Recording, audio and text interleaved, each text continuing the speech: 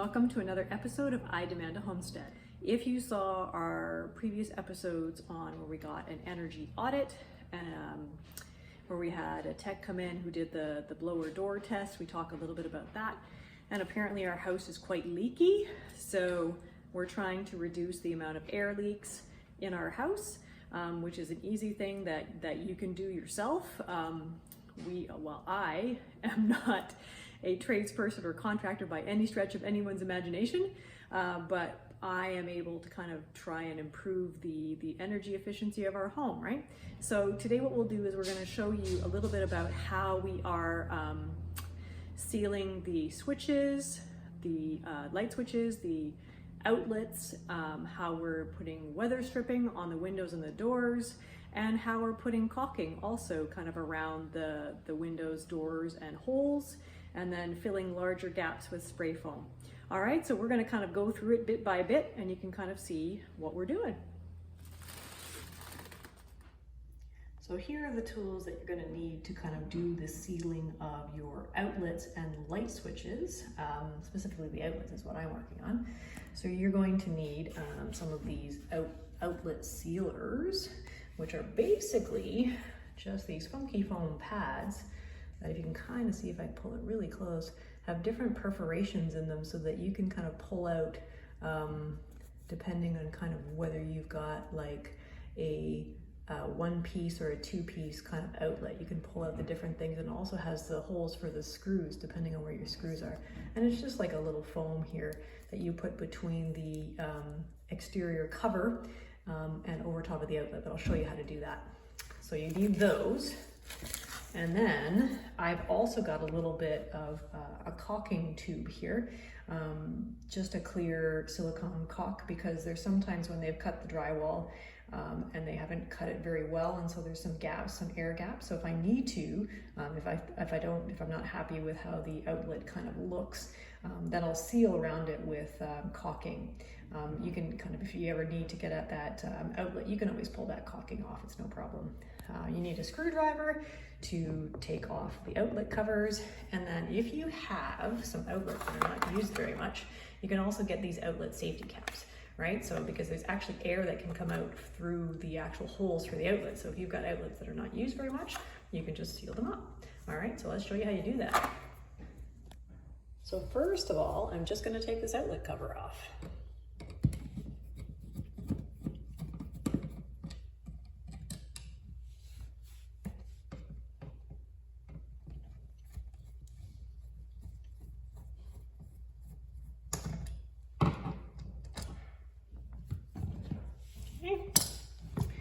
Then I just take my foam pad and I'm just going to kind of tear along the perforation that I want.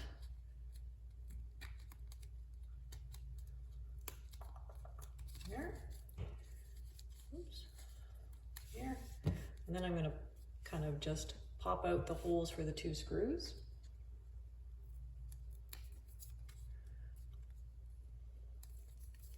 And I place it over top. And it's not bad, but there's a little bit, you can't really see it too much, but kind of see up here, there's a bit of a gap there. So I probably will caulk this one, because even when that presses against, there's still going to be an air gap there. So then at that point, I'm going to put the plate back on.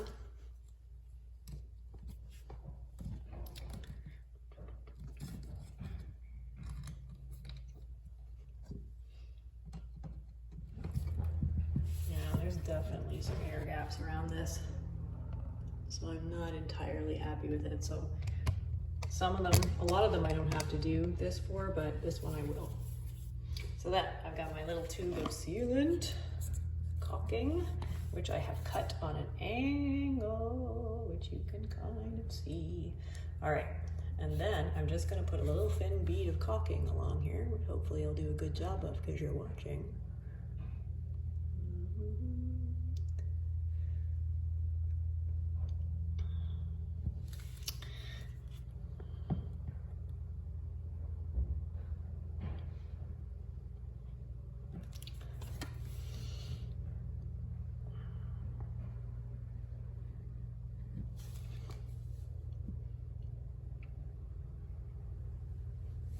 right, now that we did that, this is going to dry clear, so I'm just going to then run my finger along this just to smooth it out. And kind of to go around the corners.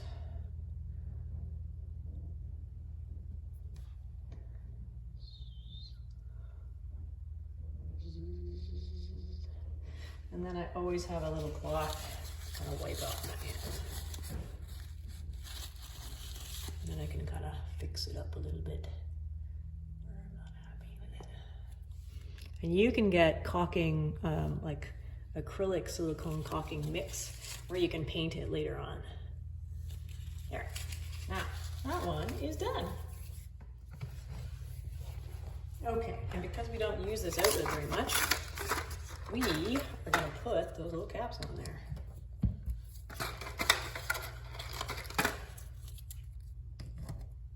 Okay, like little faces now. All right, now that one is done. And then you can do exactly the same thing with your light switches.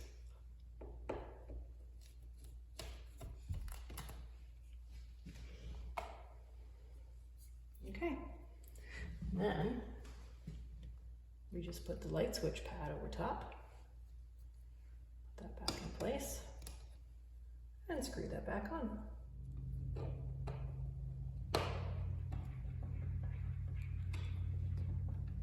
All right, and there, that one's all done.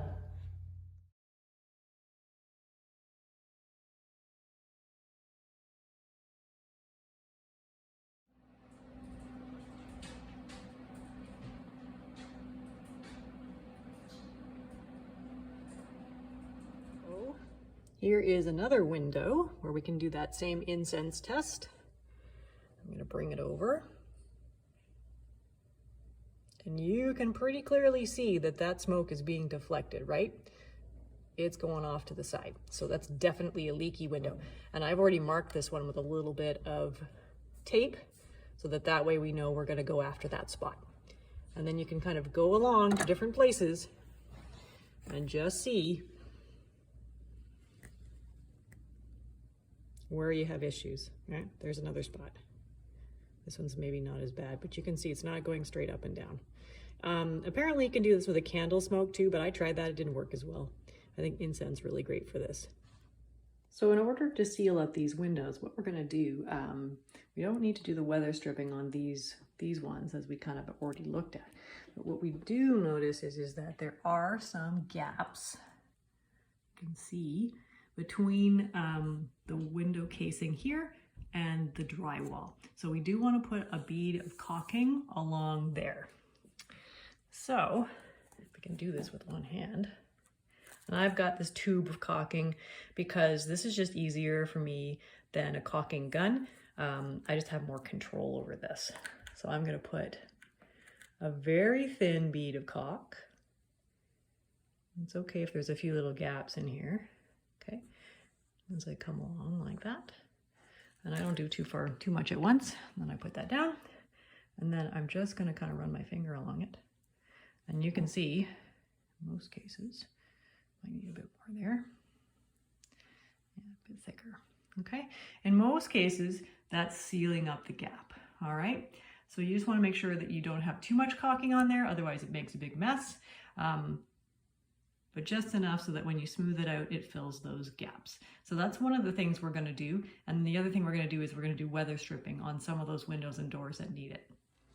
All right, and here we've got another one of our windows that Ben is replacing the weather stripping on. And it looks beautiful. Lovely. Here is Dave, busily working the other half of I Demanda Homestead. What are you doing there, Dave? Well, Amanda? I said I Demanda Homestead. Well, Demanda, what, Demanda. Amanda. Wait, we're gonna have to do that one over. Well, Amanda, remove the old weather stripping, so it's actually down here. I'll show you. And you'll notice that it's weathered and everything else like that, but also the compression is gone there, right? Yeah. So because the compression's gone, Yeah, that looks bad. What happens is a lot of air seeps in. So what we've been doing is I've been clearing out this area, and actually the new stuff, you just kind of click it in like that, You do have to clear all the staples though. That's the other thing I'll tell you as well, is that you have to make sure that you have a clear channel. So I did all that first. So most of this is actually prep work, because once you get the pieces cut, they're actually pretty easy to slide in. Nice. You just have to make sure that the area is clean and clear and that you remove And then the you've staples. got some of that foam stuff. Yeah, we put the foam stuff in here, though I'm finding I think what you're gonna have to do is maybe caulk over it, because what's happening is as the door opens and closes, even if it catches it a little bit, it starts to pull it out. So I think what you're gonna have to do is caulk it in place so that it stays below, because it likes to expand. Okay. Okay? The door's looking good there, baby. Thank you. All right, carry on. And last but not least, we have our brand new door sweeps. Okay, that Dave installed here.